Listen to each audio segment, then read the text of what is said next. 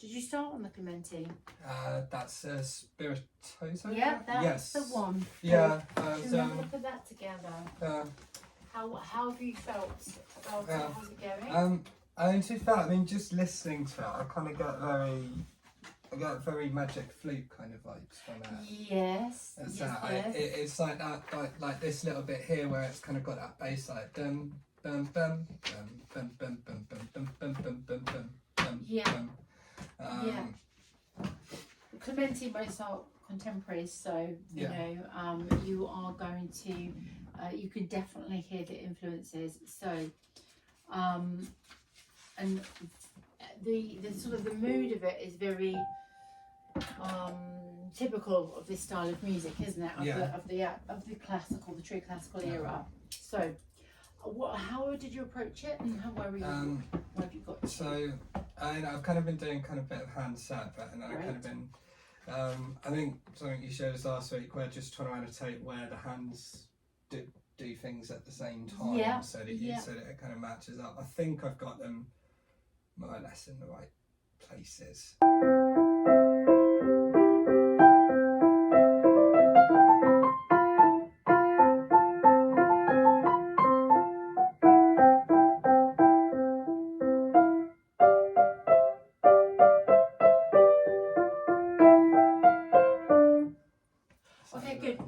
Good. So a couple of things to jump straight in on there. Great that you've done that. So balance between the hands. This sort of little kind of Alberti bass line that's going on here wants to be slightly lighter than the right hand, doesn't it? So that you're going to be singing out with the right hand. Now, also the other thing is when we have repeated notes, which you do a lot in Clementi, Mozart, and also Beethoven, is they don't want to all be the same weight. So even if we are, do you remember this thing about the dynamic, doesn't mean every note's the same volume or weight. So on the half beats you want to be a little bit lighter, and also we have to have a direction of where's this going. So if we had, just say I played them all the same way, that just doesn't sound as interesting as this. And then some, that's giving me now a natural rise to the next important note, which is the dominant, isn't it? Yeah. Good. Now make the last one. I can hear this. Listen really carefully to this. You can hear da da dum. You're giving me like a down bow there. Can you hear that? And that wants to be an up bow. So can you hear that? Otherwise the last quaver sounds heavier. So if you think about the counting, okay, so 1, what beat is that? So that would be, I mean that's the fourth, isn't it? Yeah, so 3 and 4 and 3. So can you try this? Slightly less. Yeah, because what that's going to give you is a shape then. And articulation in this era is everything. So for example, we've got your friends, the drop slurs here. Whenever you have a repeated note, they've got to go somewhere. You know, they can't all just be stuck and static, otherwise it gets really pedantic. So just try the right hand, and there's so much involved in just those few bars. So just try the right hand to hear and think about those things. Don't be afraid to, sorry Chris, don't be afraid to make that really sing, the right hand. So really big connection with the key.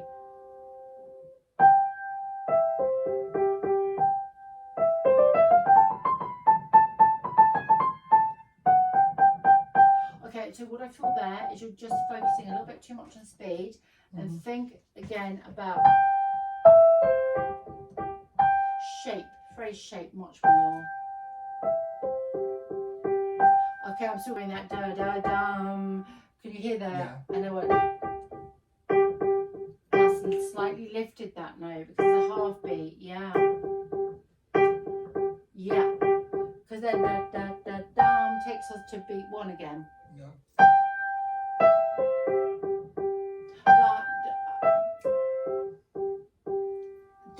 can you see you're holding that now? It sounds like a yeah. crotchet. Da da da dum.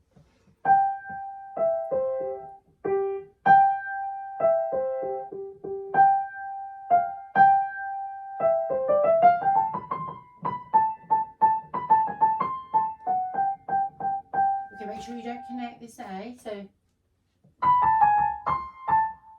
the articulation gives you this direction.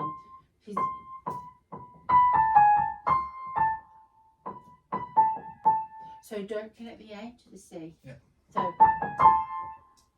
So the A is going to be lighter, isn't it? And then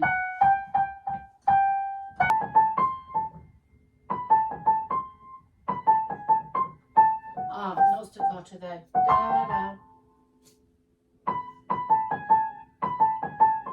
So it's about lifting off the A. Watch. Just do that. Light A, slightly stronger. So now do. Good. So there's no connection between the A and the C. Yeah. Now. No. Da da da da dum. No. Da da da da dum. But don't hold the A. So you're making the A longer than a semiquaver. Okay. So da da da da dum. Let go of the A. Yeah, but more on the C because that's the main beat, isn't it? 3 and 4. 3 and 4. Yes. But lighter on the end. 4 and then that's more because that's the 7th, isn't it? Of the dominant, yeah. Yeah, but you really want beat 3. So what this is about is it's about pulse, but it's also about meter, isn't it? Yeah. Where are the strong beats? Imagine if you were singing this phrase and it had lyrics, so all the words wouldn't be the same weight. No. So to give it meaning, you have to really think about the meter and then the direction. It's all led by the harmony. Can you see that? Because we're going to land on that dominant. Yes, yeah, and just should feel really natural. Yeah.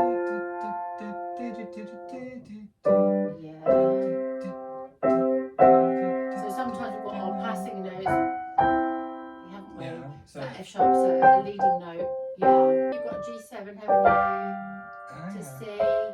So don't speed through this process. Just take your time and think about the harmony. We've got loads of sevenths. We've got lots of dominant sevenths. Yeah. Now we've got C in the next bar. So what's in the next bar? We've got F, haven't we? yeah. So we have got the B is a passing note, what we call a passing note. It's just taking us to F, yeah? And then where will we go? It's just really staying in F in that bar. We're playing around in F. And now we're going to the 7th, which is taking us to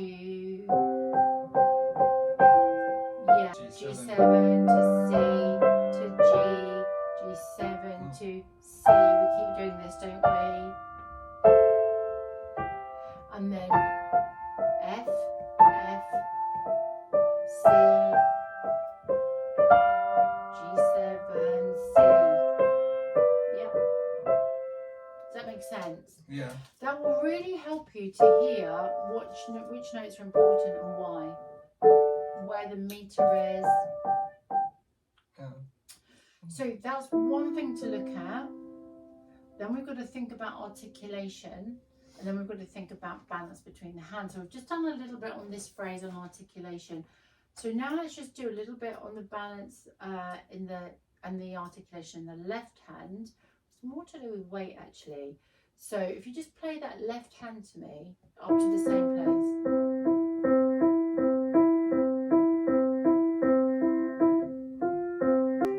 Okay, so what you want is more weight, so the lean.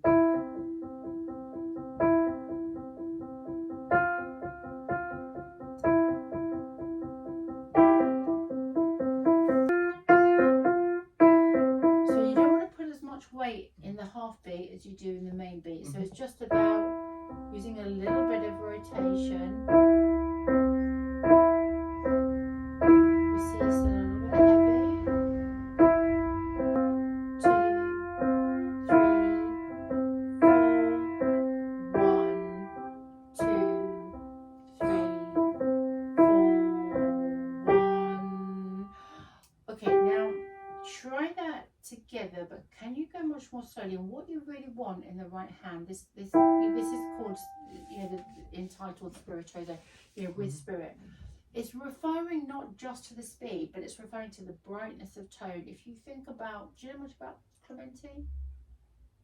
Okay, so you can actually go and visit Clementi House in, oh gosh, I think it's in South Kensington. I should know because I've adjudicated the junior Clementi competitions and years ago, and you can see a lot of the period instruments. Now, at the point where Clementi was writing, the piano was kind of not that dissimilar to the piano we have today. So you could now make, you could pedal, you could make all kinds of different tones, dynamics, explore the different colours in the piano.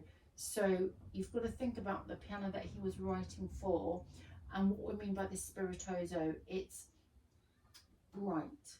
It's as much bright as fast. So when you're practicing it, keep it slow for now, but bright, and the speed will come a bit later. Really articulated fingers with this kind of music, and then that balance between the hands, where you've got much more in the top and the left. So a bit more.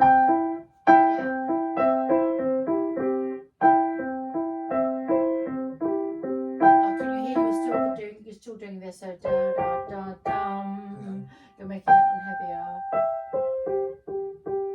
Up da da da. Light.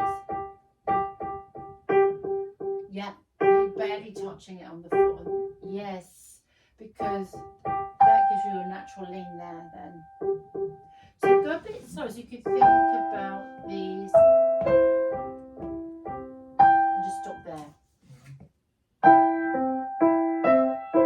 Left hand has to be legato there.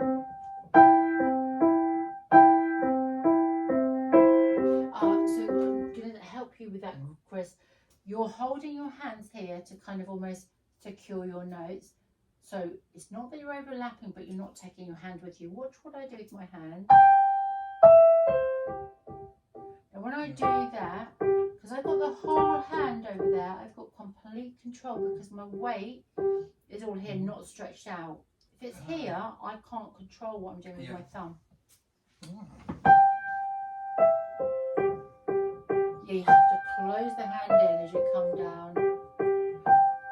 Still, I want that fourth one lighter. That's better. Now, you would think that if you have the whole weight here, it would make it heavier, but actually it doesn't. It makes it easier to control. If you stretch out your hand, that octave, you can't, your thumb is doing this, do you see, rather than, now I can really control. And some people like to move within the key. Can you see? It then can make it easier to control. Yeah. Some people like to change fingers, but I think you can do it with just moving around the key a little bit. Yeah. Don't have to put too much movement in the hand. It's all about controlling the thumb. And I would close my fifth finger in even more, so that this part of my hand is really, really loose. And then I'm just thinking about my thumb. So loads of listening to the sound you're making. Yeah. So that's why we need to go slower. So can you just do this bar and that beat slowly?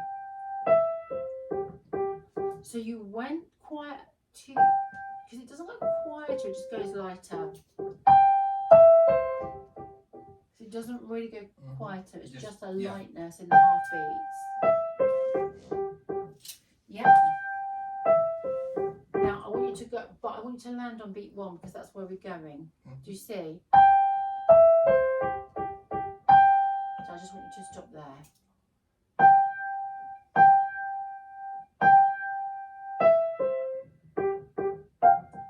And again. literally stop on the G. There's a point to this kind of practice. Okay. Now with your left hand, stop there. Make your C lighter. Make your C a lot lighter. So rotation up. So what you're doing is this. Now watch. Your wrist is involved in this. There's a little bit so that you can control the weight there. Are you using 2 and 4? So you're still look. Just do it slowly. So if I do that, less weight, more weight, less weight, more weight, less weight. Now I speed that up. Eventually, when it's a speed, you're just here. What to do is a bit of rotation. So it's this. Look, that. And what I'm seeing is that. Do you see? So do it slowly, but come back. So you're only swinging. You have to swing that way and then back this way. Right. Okay. Sounding better. Now,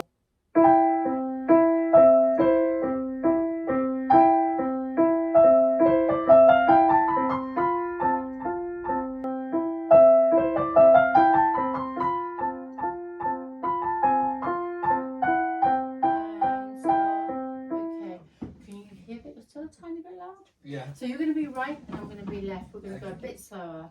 1, 2, 3, and 4, and 1.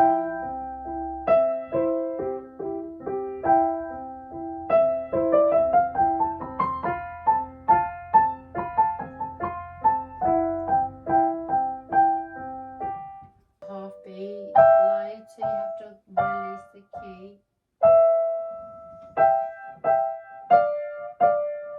So can you hear that you're not quite light on the half beat? So we technically, what we have to do is release the key.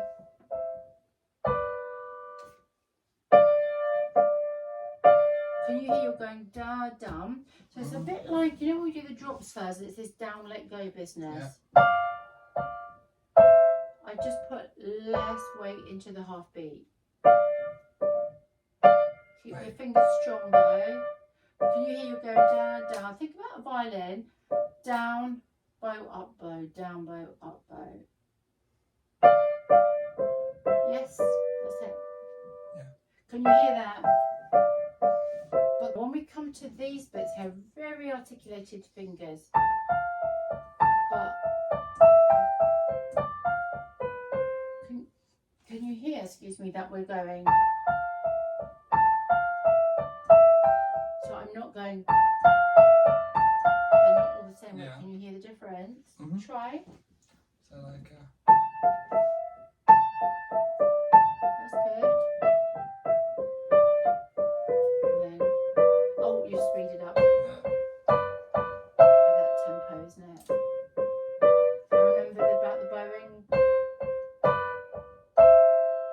We're going in a direction of growing, but we don't want we don't want. Can you hear the difference? I can still grow towards that chord, but without making every note heavy. The other way around. Da, da, da, da, da. What's confusing you there? It's. I suppose. I mean, I kind of tried breaking it up so that with the because obviously with the chords, I tried just playing the top line. Yeah. Just to see where it was going. So it's like that.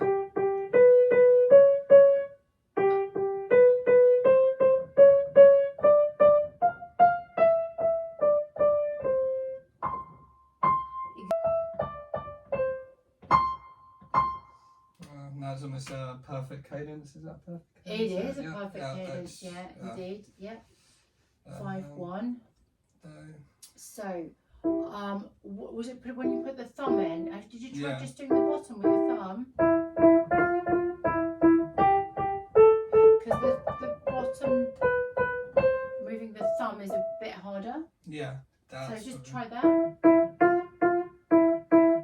Are you doing a 2 on the G? So are you doing 1, 1, 1, 2, 1, 3, 2, 1, 1?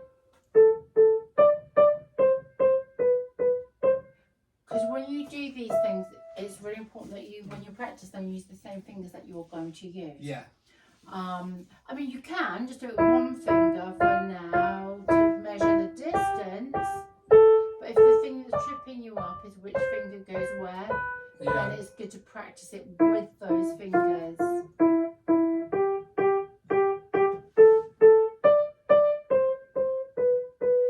Because if you were going to end up using a 3 there, and not a 4 or a 2 or whatever, it would be no good practicing it with a 2 or a 1, because it's the shape that you have to jump to.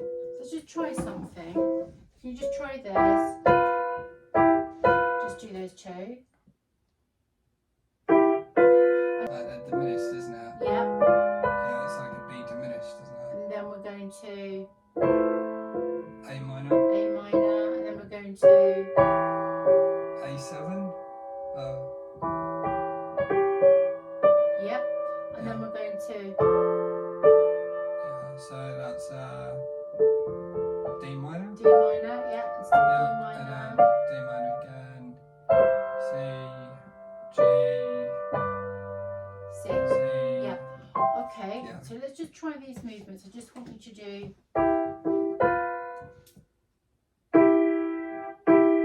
No, not all the chords, just the movement between.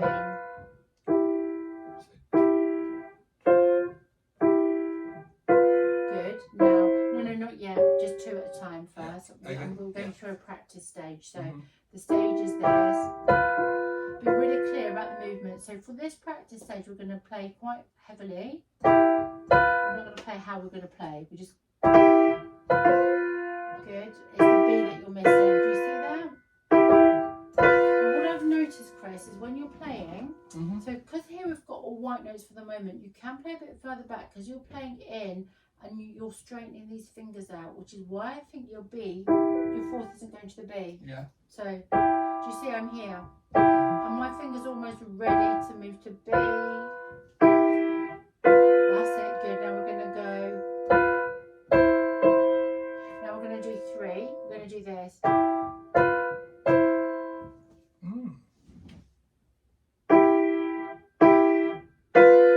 Okay, now do it backwards.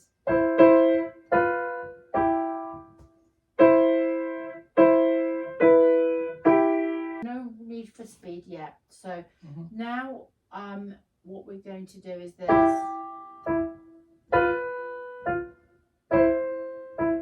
You try that? Hold the top while you release the bottom one. Yep. Good. Now stop. No. Just play. With all these techniques, if you don't do it in a really focused way, and you move on, it won't help. So we're going to do something different now. We're going to just do the. So we're now going to do the top. So watch.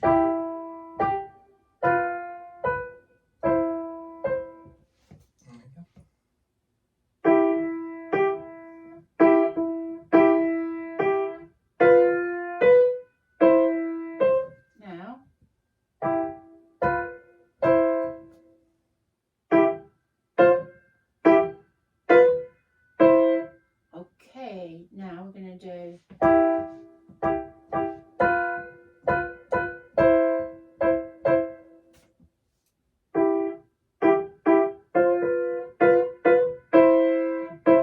do you see this has identified the one that you don't like? It's the one, it's the the you want an F major chord and you've got to remember that's your chord, yeah? Okay, so now we're going to go next step, and we're going to go from here.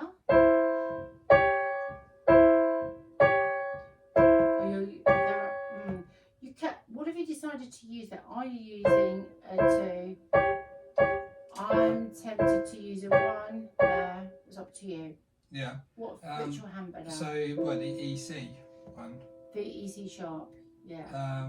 So yeah, the marking says a 4-2. Well, it's just a suggestion, really. I prefer.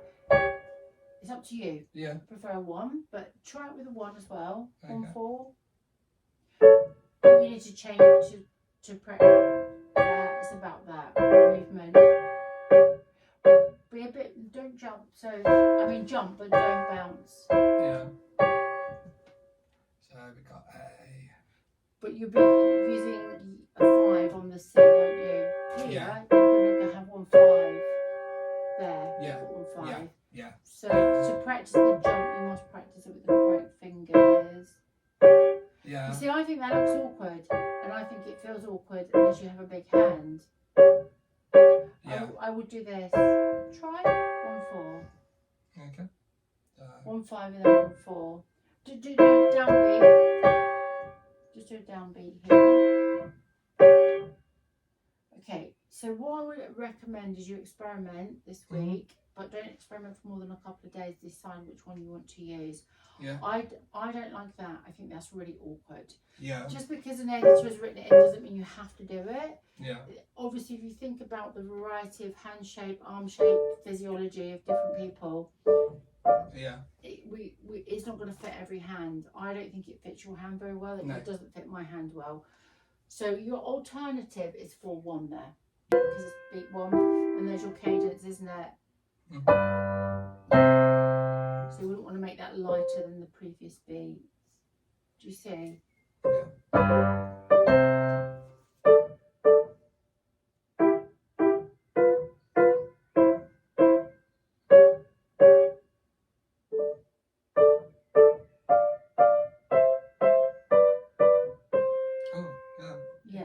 Yeah.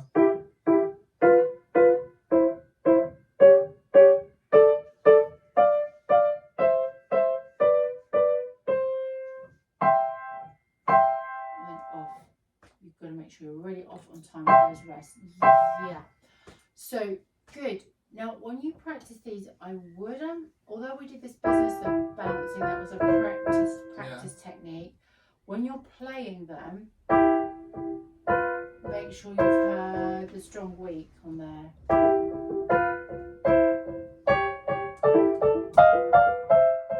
So not all staccato. It's just about a lighter half beat. I'm hearing it the other way around. I'm hearing weak strong instead of strong weak.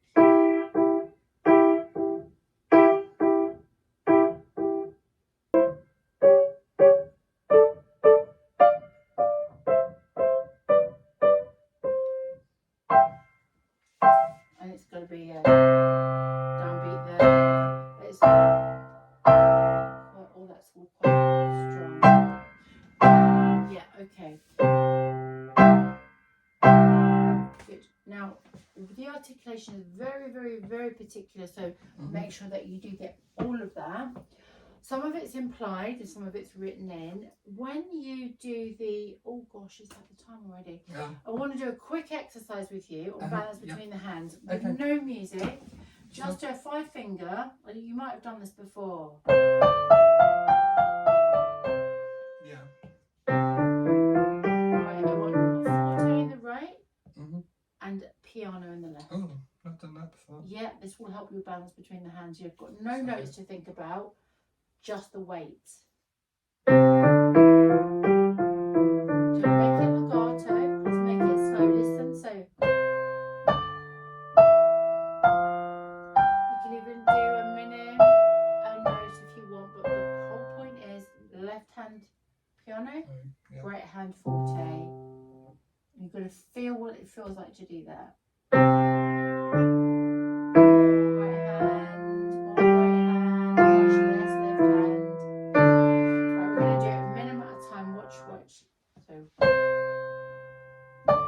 So you can really just watch your hands and think about what you have to do to make your left hand really quiet. What's the difference? What am I doing in the right and what am I doing in the left? Can you see that? That's good. Pressing down a bit more. I'm really articulating my fingers in the right, aren't I? And on the left, I'm staying really close to the keys. Ah, okay. I was trying to do a weight with shoulder weight. No. That was what I was right. So use the opportunity to look at your hands and feel it, but slowly, a minute per note. Can you make the left ear less?